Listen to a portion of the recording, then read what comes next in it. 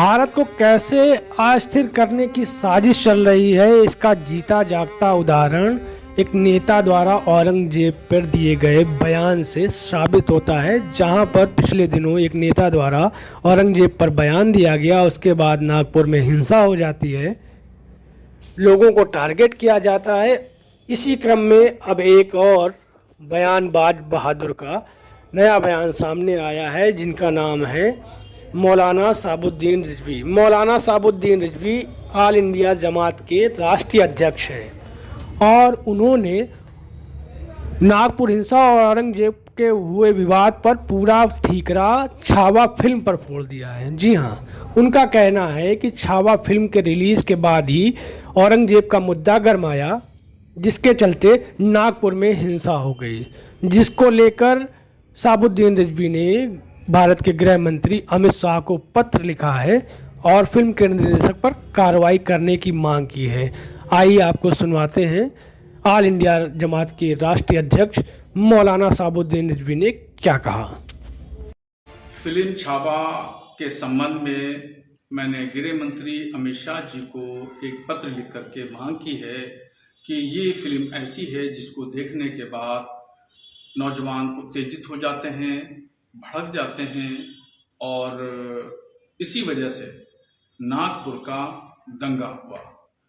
नागपुर के दंगे की अगर मुजरिम है तो ये फिल्म छावा है, इसलिए इस फिल्म पर रोक लगाई जाए, प्रतिबंध लगाई जाए और इसके डायरेक्टर, प्रोड्यूसर, राइटर, इन लोगों के खिलाफ बादशाह की तस्वीर इस तरह पेश की है कि उससे हिंदू नौजवान भड़क रहे हैं और उत्तेजित हो रहे हैं और ये तमाम चीज़ें हेट स्पीच के दायरे में आती हैं और हेट स्पीच के सिलसिले में सुप्रीम कोर्ट ने स्पष्ट आदेश दिया है। उस आदेश पर अमल करना चाहिए और गृह मंत्री जी फौरी तौर पर फिल्म छावा पर पाबंदी लगाएं और अगर ये फिल्म ऐसे ही चलती रही तो हमें अंदेशा है कि कहीं देश में और कहीं दूसरी जगह इस तरह की घटनाएं न हो। ये भी मैंने इस पत्र में स्पष्ट किया है कि भारत का मुसलमान औरंगजेब को सिर्फ बादशाह मानता है, औरंगजेब को ना अपना रहनुमा मानता है, ना अपना आइडियल मानता है, सिर्फ एक शासक मानता है, इसके अलावा और कुछ नहीं।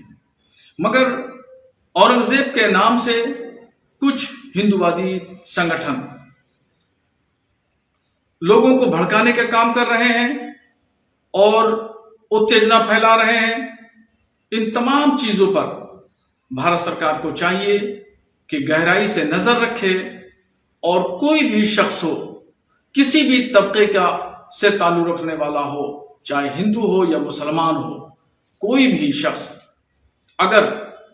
कानून की खिलाफ वर्जी करता हुआ पाया जाए तो उसके खिलाफ कड़ी से कड़ी कार्रवाई होना चाहिए। मैं फिर गृह मंत्री जी से गुजारिश करूंगा कि जितनी जल्दी मुमकिन हो फिल्म छावा पर प्रतिबंध लगाएं, क्योंकि ये फिल्म लोगों को रेडिकलाइज बना रही है। तो रेडिकल होने से पहले अगर इस प्रतिबंध लग जाता है फिल्म पर तो मैं समझता हूं कि बहुत बड़ा एक काम होगा और हिंदू और मुसलमान दोनों नौजवान तबके रेडिकल होने से बच जाए।